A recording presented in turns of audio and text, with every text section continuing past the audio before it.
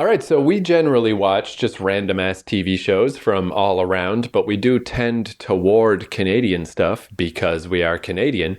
So Littlest Hobo has obviously been floating around for since we started doing this TV exploration stuff. And I haven't seen The Littlest Hobo since I mean, I've probably seen it in the 90s, but obviously in the 80s was when it was mainly on TV. But I think of the theme song all the time, especially because I'm a traveling man as an adult. I'm always traveling around to different places. So, maybe tomorrow I'll finally settle down. That song comes back to me a lot. What are your particular memories of The Littlest Hobo? Oh, I love The Littlest Hobo because I'm an animal freak anyway. But I remember the TV series, which was made in the early 80s. I didn't realize there were movies, a movie made of it, and then an earlier 1963 show. I didn't know that. Never saw it in 1963. 63, 64, 65. Didn't see. Yeah, it's a great animal show. Yeah, and in fact, our first, I don't know if it was your first dog, but the first dog that was ever around in my life, was a German Shepherd. Definitely very similar to the Littlest Hobo. Yeah. I think London, the Littlest Hobo, is a purebred German Shepherd. Now, ours wasn't. He was a mutt, WE, but looked very, very, very much like this dog. But yeah, I always thought of Littlest Hobo as a Canadian, just a Canadian classic institution. So I was also very surprised. That's one thing that's kind of neat about doing these little, sometimes we don't always get the most positive comments. Sometimes people are like, all you did was read about the show on Wikipedia. And it's like, well, yeah, I mean, I don't know. I'm not an encyclopedia of knowledge about TV. I admit that's exactly what I do. But in this case, when I looked up Littlest Hobo, I was very surprised to see, like you were mentioning, not only is the famous series from the 80s not the first series, but it was actually based on an American movie. So we've already watched those as like our lead up to the quote unquote real Littlest Hobo to do our research. We watched the movie, which was from 1958, and it didn't have anybody associated with it that went on to become famous. It was just kind of a general, American production that did okay. But I'm not actually sure exactly how the jump happened from it going from America to Canada. But I guess first off, what were your thoughts about the movie? I thought the movie was excellent. And it really gave the idea of hobos because it opens up with he's on a train with hobos. And he follows one around for a while and then he goes off and does this adventure. But at the end, when it's time for him to travel on, he travels after the original hobo that he left the train with, and he gets on the train again with that hobo and a bunch of others who are ready to ride the rails. So that ties it into The Littlest Hobo because there were so many people, especially, well, this isn't set in the Depression. That show was set in the 50s, late 50s, but there was so much rail travel in the Depression in the United States where people, rode the rails from one side of the country to the other looking for work. So that name fits. And that dog is such a beautiful dog. He's so freaking smart. He's so well trained. He's just a beauty to look at. Yeah, I never questioned the name, the Littlest Hobo. I just thought it was like, that's kind of a funny name for this dog that does just travel from place to place. And it kind of seemed appropriate in the 80s more, that it was referring to a dog. You maybe wouldn't call a person a hobo at that point, and it's really antiquated term nowadays. So it did kind of make more sense to see this movie from 1958, and it, yeah, like you said, it started with actual hobos riding the rails, and they have this dog that goes with them. And it's like, I didn't expect it to be so literal. I should mention, by the way, if anybody is curious to watch the original Littlest Hobo movie, there is a shortened down edited version on YouTube. Somebody cut it down to a shorter runtime, but I found it on archive.org. If you go to archive.org, which is just a collection of kind of like public domain type stuff, and type Littlest Hobo 1958, it's right there, in case anyone is curious. Because we get that comment often also. It's like, why are you just talking about the show? I want to watch the show. So if you want to watch the show, that's where it is. In the movie, too, you keep... it has a number of little subplots going on, but one of them is he keeps dragging this little lamb around. he drags that little lamb all over town. And just when you think the little lamb story has stopped because it moves into another subplot, no, the little lamb surfaces again and he's dragging them all over town. Yeah, and the lamb did not seem especially trained. You know, the dog is obviously amazingly well trained, but yeah, the dog would literally just grab this lamb by the collar and yank it around to wherever it needed to go. Or the rope. It had a rope, remember? The rope. And the lamb kept, oftentimes you'd see scenes where the lamb was holding up and bleating its little head off because it didn't want to go. And yeah, I'd say the movie in general, I did think was pretty good, but I preferred the early parts of the movie when it was kind of just vignettes. It was just like, here's the little various adventures that the littlest hobo's getting into. It really did focus a lot on the animal. Where it got a little weird was, yeah, like you're saying, the lamb plot just wouldn't go away. But it made more sense when you explained to me that it was based on an actual, I don't know if it was a true story, but a pre-existing girl and her lamb story. No, not the girl and the lamb. You were saying about the girl that was supposedly crippled and couldn't walk. And you found it rather unbelievable that in order to rescue the lamb from being attacked by what she believed was a vicious dog, she actually got up and walked. So, and you knew that her inability to walk was all psychosomatic. Well, that is based on every kid in the 50s knew this story. The German or Swiss story, Heidi, where Heidi is an orphan who goes to live with a very wealthy family, and the girl Clara is in a wheelchair. And through the wonders of Heidi, the girl walks. One day there's some traumatic thing and she walks. So it's been all that psychosomatic stuff. Hey, we bought that when I was a kid. We believed all that stuff. I see. So yeah, I guess I misunderstood that too. Yeah, I was glad to hear though that it was based on a real thing, because that was the only part of the movie that seemed a little weird. Is I guess they had to have a plot, you know, it had to coalesce into a story. And then for the story that it coalesced into to be about this girl, yeah, who just cannot bring herself to walk until she's gifted this amazing lamb. You know, it was just a very strange way for the littlest hobo to help her. But yeah, I thought that in the Heidi story you were talking about, it somehow also involved a lamb, but I guess not. It involved a girl named Heidi who now is a lamb. I don't know.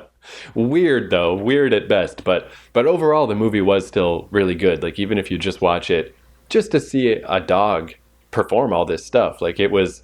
What was nice about it is that it really didn't care that much about the human characters. It really was about the littlest hobo.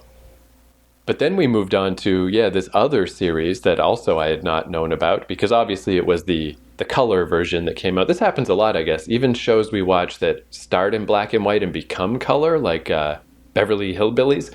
You know, the black and white ones kind of get lost to time because they don't rerun them. They only rerun the color ones. So this is a bit of a similar situation, is that if I had to guess, I couldn't find any hard info about this, but I have to assume, because this show happened so soon after the movie, is that this guy, Chuck Eisenman, had his trained animals. They already had proven themselves in this movie. Maybe he just couldn't get a deal going in America, you know? For whatever reason, though, the show got made in Canada. So yeah, there was this first run of Littlest Hobo from 1963 to 1965 that did not get rerun all the time. Maybe people don't know about it because, yeah, neither of us did. So we also watched the first episode of that series to lead us up to watching the proper Littlest Hobo show. And it's safe to say it was not as good as the movie or the color show. Yeah, I'm just looking at this stuff. So the first episode of that TV series is 1963. Then it starts up again in 1979 to 1985. See, that's the one that I would know. Yeah, so the one we watched, it was called Blue Water Sailor. I just grabbed the first episode. And yeah, I don't know, it frankly wasn't that good because it hardly had any Littlest Hobo in it. It was all about the people's problems, and the hobo helps them a little, but it was like I don't know, what a weird take on the Littlest Hobo, where it was like a guy who gets in a fight with his girlfriend, and then his people are trying to at gunpoint steal his boat. I don't know. It just was weird. What a weird show. I'm also just reading this about dogs saving people, and they take you back to Lassie, Rin Tin Tin. Yeah, you know what? They were all dog shows that pre-existed this one. But this little writing says the littlest hobo reigns supreme above them. Well, I mean, he's definitely my preferred, movie dog, TV dog. But again, maybe that's just Canadian bias. I think obviously Lassie's the most famous one, but yeah, I'll take the Littlest Hobo. yeah, no, it's a great show. The one we saw in '63 obviously was didn't have the same depth that the movie did because they were covering 2 hours or an hour and a half of show. But still, the dog in it was amazing. He didn't do quite as many wonderful tricks as he did in the movie, but he was still pretty amazing. I mean, he would jump from docks to boats, and he was thrown into the icy waters of the Pacific, who knows how many times. Beautiful dog. I don't know what else to say about him. He's just wonderful to watch. Well, it's funny too because it's a very famous saying: "Don't work with animals or children." Like because it's dangerous to have your production based around someone or something that you can't control as well. And that's one reason why, kids in movies oftentimes are mysteriously 18 years old, like they hire these adults and try to pretend that they're in high school or whatever. But apparently in this case, because London was so well trained, it was kind of the opposite. Like that was one of the things that apparently helped the 80s show last for 6 seasons is that they didn't have to deal with some prima donna actor. They just had the animals that were more than happy to perform in the show. So I guess if you have a really well-trained dog, then it's great. If you have a semi-trained dog, then yeah, I can see how that's a problem. But the original movie was cute, though, in that obviously the dog was extremely well trained, as you say. But the little lamb was the foil many times because, like, yeah, he didn't want to go, and you see him holding back, and the dog just picked up that rope and off they went. And the little lamb had to follow him along. But yeah, if you are a Littlest Hobo fan, whoever might be listening to this, I would say that 1958 movie is probably worth tracking down. It's definitely kind of cool. And then, again, we only watched one random episode of the 60s series, but it seems like the weak link. You could do a pass on that one. It didn't seem so great. But now we're going to jump into the main event, the quote unquote real Littlest Hobo show. I also just have the first episode, which is called Smoke. From 1979, technically, is when it started, but essentially the 80s. So then I guess I did write down some notes that I guess we probably already mostly talked about, but let me just do my little run through before we watch this show. So The Littlest Hobo, or in French, Le Vagabond, is a Canadian television series based on a 1958 movie of the same name. The series first aired from 63 to 65 in syndication and was revived for a popular second run on CTV for 6 seasons from 1979 to 1985. All 3 productions revolved around an extremely intelligent stray German shepherd, the titular hobo, who wanders from town to town helping people in need. Despite the attempts of the many people whom he helped to adopt him, he heads off by himself at the end of each episode. The German Shepherd dogs featured in both the 60s and 80s series were owned and trained by Chuck Eisenman, who I found out also was a minor league pitcher, apparently. The primary star was named London, but several of London's relatives, including Toro, Litlin, and Thorne, also played scenes as the hobo. And you were saying you saw a behind the scenes about how the different animals... It was an article that I read in some magazine at the time when the show was at its height, and it had beautiful pictures of these dogs, and they were all siblings. And it showed him, the trainer, but it also said that many times they had to use different dogs for different things. Like a small dog, London, the main dog, couldn't possibly go through a pipe under the road, let's say, for example. So they'd use one of the smaller dogs to do that, or there'd be a certain height that he had to jump, and he couldn't jump as high as one of the other dogs, so they used the other dog for that. So, but I watched the shows after I saw that, and I couldn't see the difference in the dogs. Like I couldn't pick one out and say, oh yeah, he's slightly different. They've used a different dog there. So they do a really good job of camouflaging that if they are using a different dog. I presume the facial shots are all the main dog, and that's why you can't sense that one of the other dogs is actually doing the act. Yeah, and I did see in my various little Wikipedia readings, but it was definitely, again, I don't anything I know about animal training, I'm only learning just now. But it does stand to reason, I guess, that you would pick the animals that are the most, trainable. But that is apparently what one thing that makes this situation unique was that Chuck Eisenman had a preferred, not only German Shepherd, it's a particular style of the way that their fur is. It's called a reverse mask, I think, but it's not an especially common fur pattern for a German Shepherd, and he made sure all of his dogs had that. He looked for that first, and then he trained them. I guess that's how good of a trainer he was. It's like, I can train any dog. I just need them all to look like this.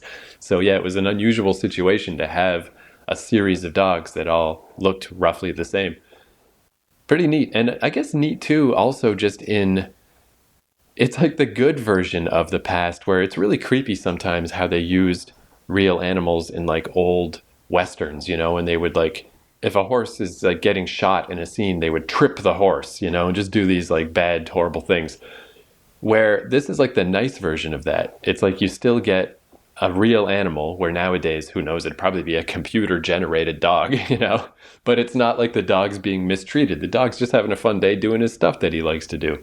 So yeah, it's just neat, just a neat thing to go back to in some ways. And of course, when we watch this TV series done between 79 and 85, the theme song is the real grabber.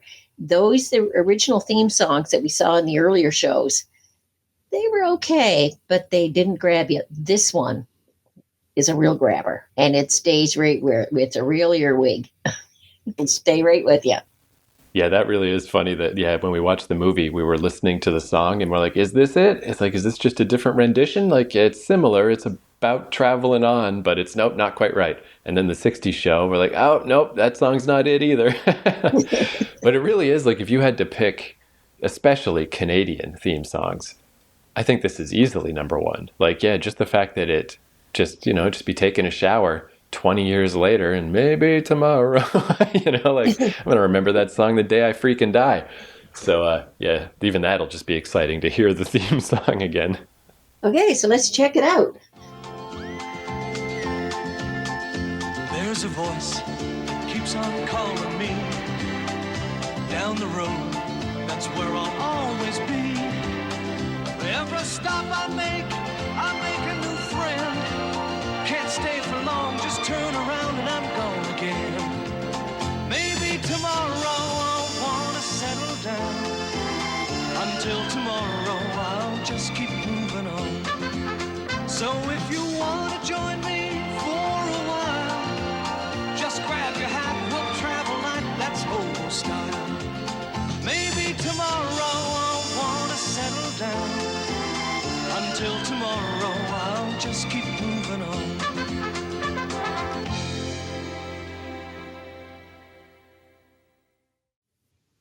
Pretty exciting. After all these not quite correct versions of Littlest Hobo, it's nice to see the real Littlest Hobo that we all remember. It's very nice to go back to. And that was just half an hour, wasn't it? Yeah, they squeezed a lot into that. So yeah, that's I guess my first question. How similar was that to what you remembered in your mind of Littlest Hobo? Because for me, it was half what I remember and half I was sort of surprised. Oh, no, it was exactly what I remember. I mean, I don't remember seeing this show, but lots of action, lots of beautiful scenery, all of that. Yeah, no, because see, I saw it. I've seen this show, Littlest Hobo, like the original, but I've also seen it in reruns as years have come and gone. So I know it had exactly what I thought it would. Lots and lots of things going on. I feel like, too, it's the kind of thing, even beyond just the syndication.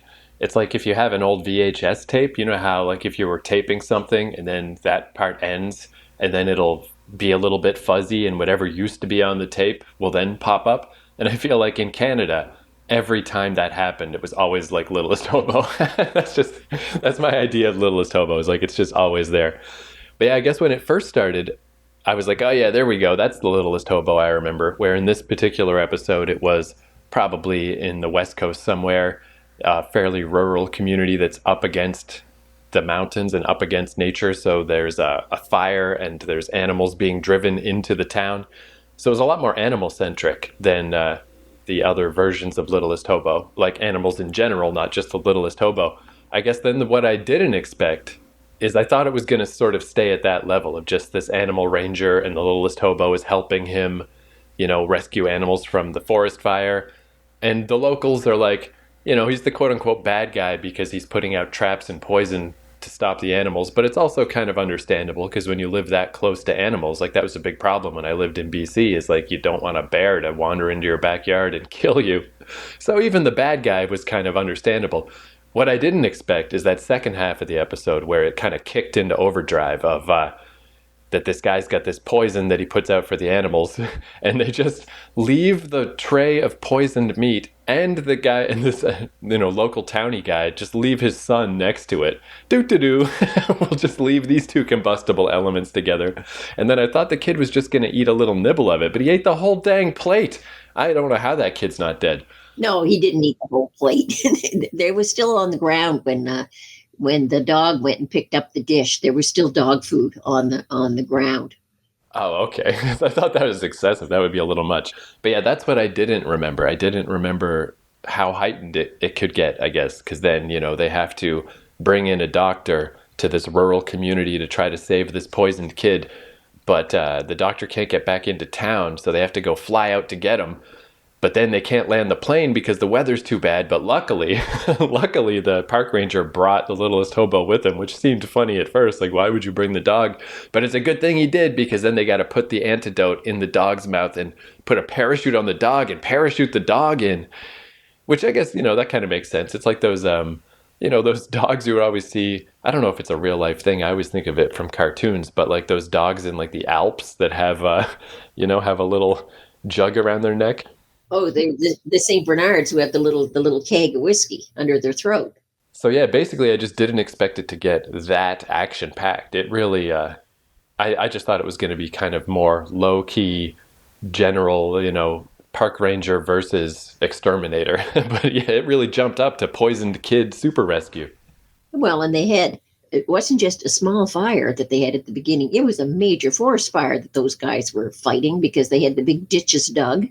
Then the dog rescues the little wildcat kittens. Then we get that overreacting woman who's found a skunk under her porch, but she's got traps out. So then the dog draws everybody's attention to the metal trap. And then we meet up with the storekeeper who's selling all those goods and also has the poison food outside. Then we get the father who leaves the little boy outside. The little boy eats the poison food. Then we get the doctor who can't arrive because the bridge has been washed out, so they have to take a plane to go and get him. And there's the storm. Then the dog gets parachuted out with the medicine wrapped around his neck. He has to run 10 miles. I think they said they were 10 miles away. Maybe not quite that far, but then he has to go that distance back to the veterinarian place so that the antidote can be given to the little boy who will recover. I mean, man, like for a half-hour show, I counted at least 10 different things that happened in that show. Oh, and also the mother bobcat was also caught in a trap, and it turns out that she is probably the mother of the little kittens. And if not, she's got kits of her own, so she can mother them when she gets better. Like, it just wraps up beautifully. And it has so much stuff going on for a 1/2 hour show. It's loaded. Yeah, and it's actually really interesting to watch the first episode of the 60s show and the 80s show back to back, where, because in the 60s show, it had this kind of heightened emotion, but it all seemed a bit silly. It's like the wife of the guy on the boat is getting a little too upset about the fact that he's not finishing his schooling. He's obsessed with his boat. And then guys with guns come and commandeer the boat. But it didn't feel natural. It just felt like they're trying to cram drama in. Whereas this episode, like you said, just had almost a crazy amount of stuff that happened for a half-hour show, but it all kind of flowed from the previous thing, or it made sense in the scenario. It's not like something crazy just happened out of nowhere, with the possible exception of don't sit your kid down deliberately next to the poison. That was maybe a little convenient. But other than that, yeah, it's like surprisingly believable. It's like, maybe this is the most exciting day of this park ranger's life, but it all kind of made sense. But it also has a little moral lesson here for you to think about. It wasn't just a show with lots of action in it. It gave you things to think about, like when the people are putting out the traps, and yet the forest ranger is saying, well, these animals, they didn't start the fire. They're only trying to escape the fire that man created. They're coming into people's civilized lives now because they're looking for food because their food source is gone.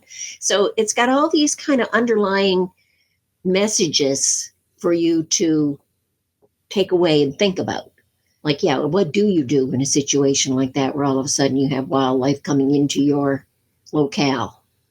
Do you just put up with it? Do you put them in live traps? Or do you go out and buy the rat poison, which the guy is always, not only is he pushing the storekeeper, not only is he pushing traps, he's also pushing rat poison.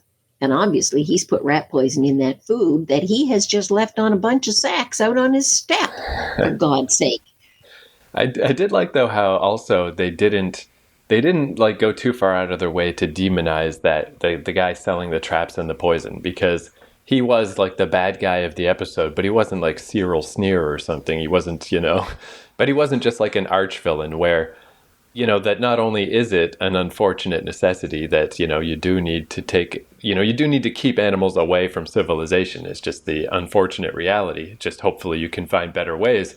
But even once he accidentally poisons this kid, that he comes in all hangdog, like sad Charlie Brown with flowers for the wife, like at least when things went wrong, he didn't double down. He didn't become one of, because like it's so easy to write those very one note, really lame TV characters that would be like, well, I had to do it. It's still blah, blah, blah. I like that they made this guy more of a human. But they also give you the little message of what kind of a guy is he? He'll poison animals, no questions, no moral sense of whether it's right, wrong, or different. It's only when it happens to a kid that he changes his tune. So, again, it's got some depth to it, this thing. It isn't just all like one level. He's black and she's white and he's good and he's bad. It moves on a few levels. And it's amazing for a 1.5 hour show that they could cover all that stuff. It's well done. And there's not a big emotional thing when the dog leaves at the end. Like, oh, the dog's leaving. It's just like, oh, I think he's gone.